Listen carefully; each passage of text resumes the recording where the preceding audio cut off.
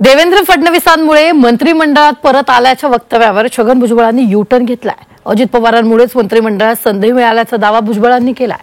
भुजबळांनी सुरुवातीला फडणवीसांमुळे मंत्रिमंडळात समावेश झाला होता असं वक्तव्य केलं होतं। त्यानंतर त्यांनी त्यांच्या वक्तव्यावरून घुमजाव केल्यानं चर्चांना उधाण आलंय। पाहूया। हे खरं आहे,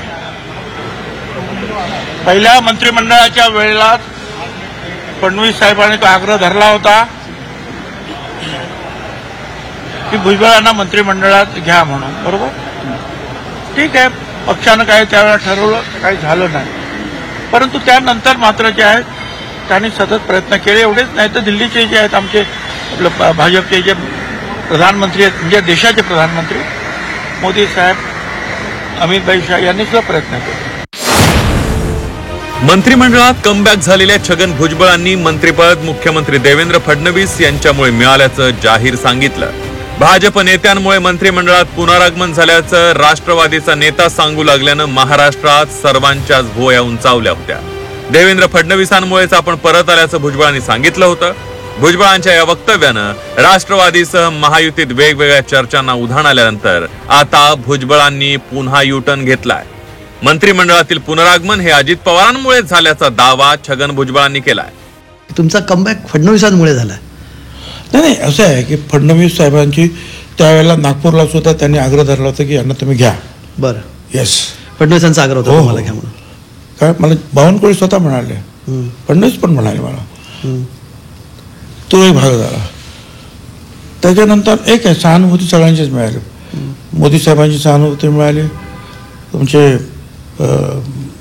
अमित शाह साहेबांची सहानुभूती मिळाली। मालेगावला अमित शाह आले, स्टेजवर माझं नाव नसताना मला बोलवलं तर बोलवलं, आणि तुम्हाला आठवतं बाजूला बसवलं, तुम्हाला सगळे सगळ्या मंत्र्यांना बाजूला करून एकदम बसवलं।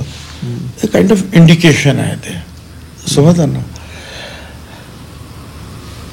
तर हे झालं। पण एक लक्षात घ्या, मी फडणवीसांचा मंत्री नाही आहे। फडणवीसांच्या मुख्यमंत्री पदाखाली मी काम करतोय।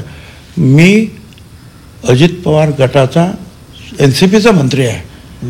तर त्यावेळेला फडणवीसांनी सांगितलं तेव्हा नाही ना ऐकलं, नाही। आता जर सांगितलं असेल, पण आता ऐकलं म्हणजे फायनल निर्णय कोणाचा? अजित पवार यांचा। तो त्यांनी पार पाडला आणि मला घेतलं, संपला।